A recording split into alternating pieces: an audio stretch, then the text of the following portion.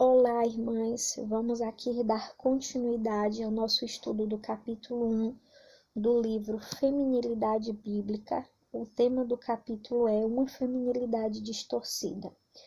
No capítulo 1 falamos sobre o feminismo e pontos que são importantes destacarmos e sobre como a mudança vinda de Cristo, ela é uma esperança para nós. E agora vamos dar continuidade com o restante do capítulo, onde ele vai falar sobre a submissão impossível. Você é uma mulher submissa? Às vezes, para nós mulheres, o livro de Efésios, quando ele vai falar sobre a mulher ter que ser submissa ao marido, pode ser difícil, né? Mas existem coisas que são necessárias ser moldadas em nossa vida.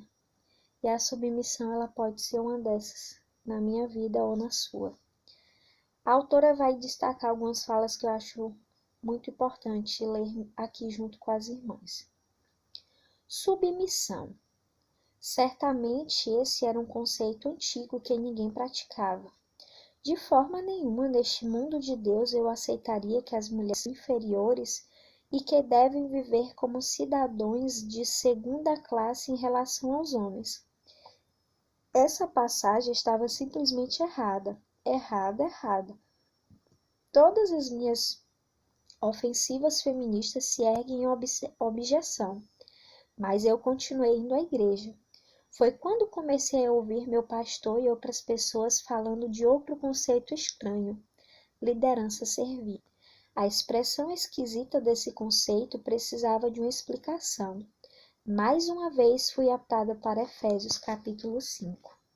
Dessa vez eu li o restante da passagem ofensiva. Embora a primeira parte fosse para esposas, os versos que se seguiam para os esposos eram muito mais desafiadores e ofereciam uma definição de liderança que não era para sua própria glória, mas para o benefício do outro. Maridos, amai vossa mulher como também Cristo amou a igreja e a si mesmo se entregou por ela, para que a santificasse, tendo-a purificado por meio da lavagem de água pela palavra, para apresentar a si mesmo igreja gloriosa, sem mácula, nem ruga, nem coisa semelhante, porém santa e sem defeito. Assim também os maridos devem amar a sua mulher como ao próprio corpo. Quem ama a esposa, a si mesmo se ama, porque ninguém jamais odiou a própria carne. Antes, a alimenta e dela cuida, como também Cristo faz com a igreja, porque somos membros do seu corpo. Eis porque deixará o homem a seu pai e a sua mãe, e se unirá à sua mulher, e se tornarão os dois uma só carne. Efésios 5, do 25 ao 31. Essa não era uma liderança autocrática e para sua própria glória. Essa era uma liderança para servir os propósitos de Deus em benefício dos outros. Submissão, liderança servil. Até aquela altura de minha vida, esses conceitos me eram desconhecidos. Mas antes daquele domingo de Páscoa na África do Sul, também me era desconhecido um terceiro conceito, o pecado. Embora eu estivesse familiarizada com a palavra, eu aplicava às outras pessoas. Até o momento em que eu vi o Evangelho, não via o pecado claramente em mim mesmo. Eu via fraquezas, faltas, falhas em mim. Eu era boa em culpar os outros por elas ou minimizá-las em mim. Eu estava cega para os pecados da inveja, da raiva, da justiça própria, do julgamento, da ganância e do orgulho que percorriam minhas ações diárias. A palavra que eu sabia como aplicar a mim mesma era eu. Tudo era sobre mim, sobre maximizar o meu próprio conforto, minhas oportunidades e o meu prazer. É muito interessante a gente ver essa fala aqui da autora, principalmente quando ela fala na questão do pecado, né? O pecado, ele toma conta de nós e a gente foca só nos outros, né? E é interessante quando ela diz que quando ela ouviu falar sobre a liderança servil, aquilo impactou ela. E é como eu falei parte 1 desse estudo. Às vezes nós queremos que o outro seja moldado quando nós precisamos ser. Existe um livro que eu gosto muito, que é sobre casamento, que é o livro Amor e Respeito. E ele vai falar de 3 ciclos que passa durante o casamento, que é o ciclo insano, o ciclo energético e o ciclo recompensador. O insano é quando os dois não querem nem ser submissa, nem ser respeitoso, e isso vai interferindo ali no casamento. O recompensador é quando os dois fazem, a mulher é submissa porque o homem a ama porque ela é submissa, que é o ciclo energético. E o ciclo recompensador é quando a mulher é submissa, independente do homem ser amável, de amá-la, e o homem a ama independente da mulher ser submissa. E é muito interessante como ele destaca como ciclo recompensador, porque essa recompensa ela vai vir de Deus. Então, independente do meu marido me amar, eu devo ser submissa a ele, para a glória de Deus. Como sempre destacamos em muitos dos nossos estudos, em outros livros, tudo o que fazemos é para a glória de Deus.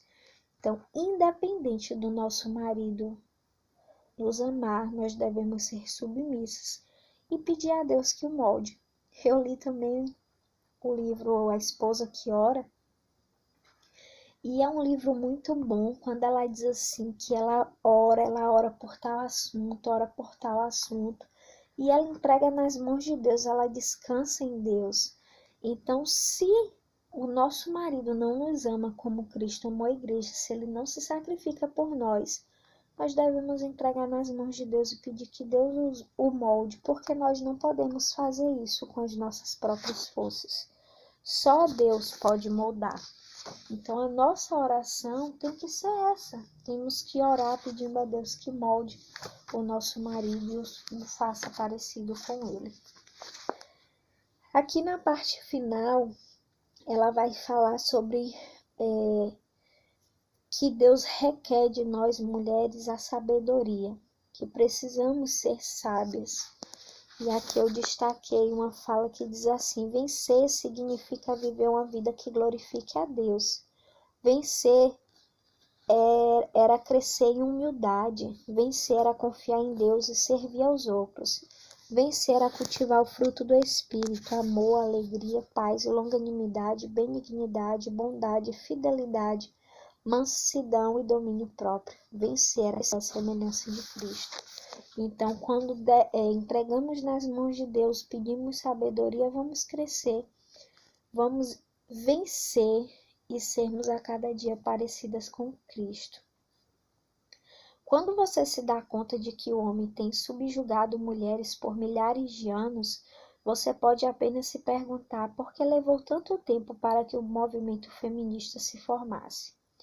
É infelizmente raro encontrar um casamento em que o esposo reconhece que ele carrega a responsabilidade da liderança e a exerce em humildade e amor ao invés de em força e autoritarismo. Embora eu também seja contra muito do que o movimento feminista advoga, eu entendo por que ele surgiu. Eu acredito que se os homens cristãos fossem os líderes servos do lar, ao invés de machistas presunçosos, o movimento feminista teria acabado em morte rápida e indolor.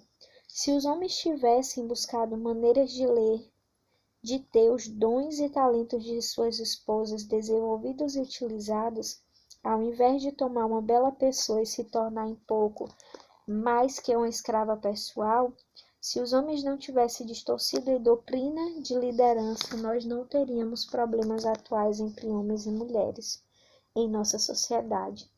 Estou cansado de ouvir que as feministas são responsáveis pela decadência da família. Temos que colocar a responsabilidade onde ela é devida, nos cabeças dos lares.